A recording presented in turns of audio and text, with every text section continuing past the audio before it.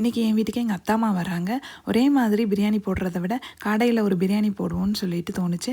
வாங்க கடையில் பிரியாணி ரொம்பவே டேஸ்ட்டாக இருக்கும். அதை எப்படி செய்கிறதுன்னு பார்க்கலாம். ஒரு மிக்சர் ஜாரில் 2 பட்டை, கொஞ்சமாக ஏலக்காய், கொஞ்சமாக கிராம்பு, கொஞ்சமாக அந்த அன்னாசிப்பூ எல்லாத்தையும் போட்டு நம்ம பிரியாணிக்கு எடுத்து வச்சுருக்க வெங்காயத்தில் 2 வெங்காயம் மட்டும் இதில் போட்டு கொஞ்சமாக மின்ட்டு, கொஞ்சமாக புதினா போட்டு எல்லாத்தையும் கிரைண்ட் பண்ணி ஒரு பேஸ்ட்டாக எடுத்து வச்சுக்கலாம்.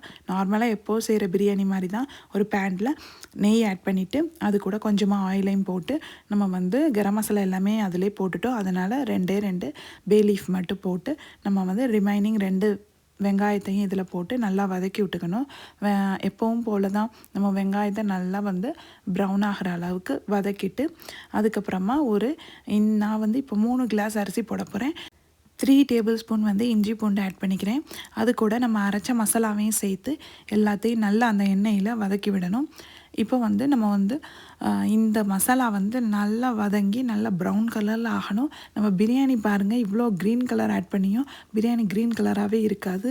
அவ்வளோ வதக்கணும். அப்போனா தான் உங்கள் பிரியாணி வந்து நல்லா ரெட் கலரில் வரும்.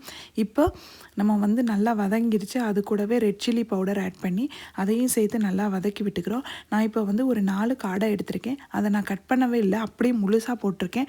அப்போ தான் வந்து நல்லாவே பார்க்குறதுக்கு ரொம்ப அழகாக இருக்கும். அந்த 4 காடையை அப்படியே அந்த மசாலாவோட போட்டு பெரட்டி எடுத்து அது கூட நம்ம வந்து 3 தக்காளி ஆட் பண்ணிக்கிறோம். நான் இப்போ வந்து 3 கிளாஸ் அரிசி தான் செய்ய போகிறேன், அதாவது 3/4 கிலோ. அதையும் போட்டு அது கூட கர்டையும் சேர்த்து நல்லா பெரட்டி விட்டுக்கணும். இப்போ வந்து தக்காளி நல்லா மசிஞ்சு வரணும். மசிஞ்சு நமக்கு ஒரு கிரேவி பதத்துக்கு வரணும். இப்போ வந்து நான் அடுத்ததாக வந்து கொஞ்சமாக உப்பு ஆட் பண்ணிக்க போகிறேன். 1 டேபிள் ஸ்பூன் போல் இந்த மசாலாவுக்கு தேவையான அளவு உப்பு போட்டு நல்லா பெரட்டி மூடி வச்சு நம்ம இந்த காடையை ஒரு 10 மினிட்ஸ் வேக விட்டுக்கணும். காடை பிரியாணியோட பார்ட் 2 வீடியோ தான். நல்லா காடை 10 நிமிஷம் நல்லா வெந்த பிறகு பாருங்கள், கிரேவி எல்லாமே காடையில் எல்லாமே இறங்கிடுச்சு. இப்போ வந்து நம்ம அரிசிக்கு ஏற்ற மாதிரி தண்ணி வச்சுக்க வேண்டியதான். நான் 4 கப்ஸ் வாட்டர் ஆட் பண்ணியிருக்கேன். அடுத்ததான் நம்ம வந்து சால்ட் ஆட் பண்ணணும். நம்ம பிரியாணிக்கு தேவையான அளவு சால்ட்டை வந்து ஆட் பண்ணிட வேண்டியதான். நம்ம அரிசி 3 கிளாஸ் போட்டிருக்கனால நான் 3 டேபிள் ஸ்பூன் சால்ட் ஆட் பண்ணி நல்லா கொதி விடுங்க. கொதி வந்த பிறகு தான் அரிசியை போடணும். நான் வந்து அரிசியை வந்து ஒரு 1/2 மணி நேரம் ஊற வச்சு அதுக்கப்புறமா போட்டுக்கிறேன். அப்போ தான் நல்லா சோறு நிறையா வரும். இப்போ பாருங்கள், இந்த ஸ்டேஜில் வந்து 10 நிமிஷம் ஹை ஃப்ளேமு, 10 நிமிஷம் லோ ஃப்ளேமில் வச்சு அரிசியை ஒரு 5 நிமிஷம் தம்மில் போட்டிங்கன்னா இந்த மாதிரி அழகாக சூப்பராக வந்துடும்.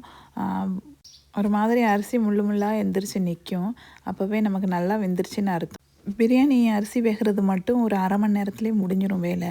அதுக்கப்புறமா ஒரு 10 நிமிஷம் தம்மு விட்டு அழகாக இந்த மாதிரி எடுத்திங்கன்னா, ஓப்பன் பண்ணி பார்த்தீங்கன்னா இந்த மாதிரி அழகாக அரிசி உடையாமல் வந்துடும். இப்போ பாருங்கள், நான் சர்வ் பண்ணிட்டேன். காடையில் பிரியாணி செய்யுங்க, ரொம்பவே சாஃப்டாக, சிக்கனை விட ரொம்பவே டேஸ்டியாக இருக்கும்.